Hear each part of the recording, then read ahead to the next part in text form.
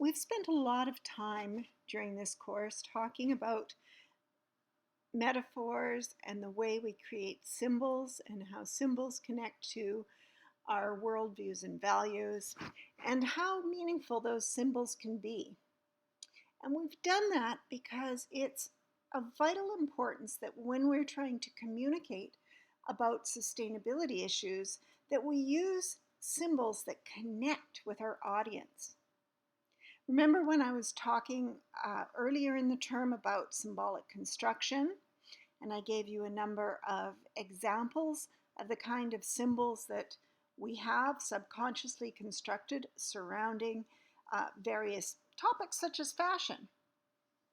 Well, the same goes for various sustainability issues, of course. I put this collection of images together because I think that it's almost a cliche to say that wolves have a bit of a bad reputation, and much of that comes from literature, from things like, in this case, Little Red Riding Hood, and the bottom right one is from Beauty and the Beast, and the top right one we have a werewolf.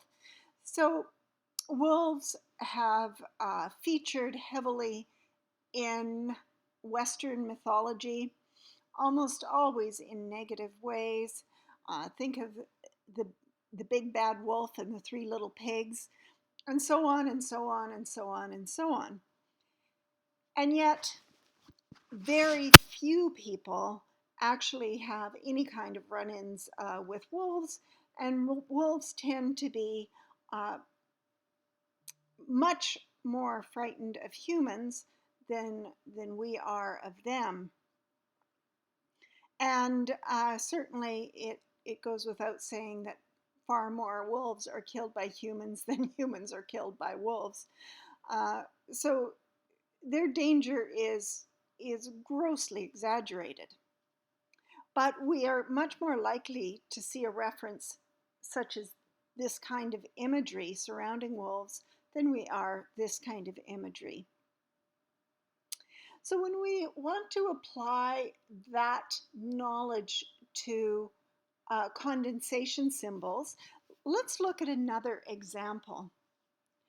We've all seen this image of the turtle with the straw up his nose, and you might say that a condensation symbol for plastic straws or plastics might be turtles, because we associate this with the damage that plastic causes in the environment. And I think that, in general, turtles make a pretty good condensation symbol because we've internalized that video when it went viral, and I'm sure most of us have seen this image. But at the same time, I would say that a lot of the same problems with this being a condensation symbol for plastics, the same kind of problems surround this image as the one of the polar bear on the melting ice cap. Again, it's a powerful image, but how deep does that go? How much do we really truly care about turtles in our lives? Some of us more than others.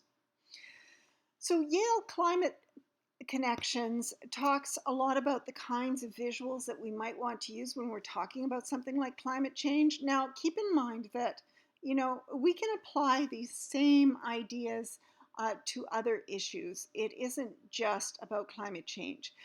There's a lot of information out there now about climate change, so I tend to fall back on these kinds of examples.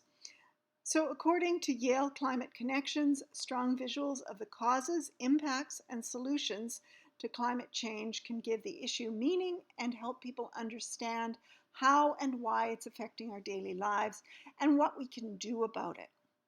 So one of the best things we can do to connect these kinds of issues to what matters to us are to include humans in these images.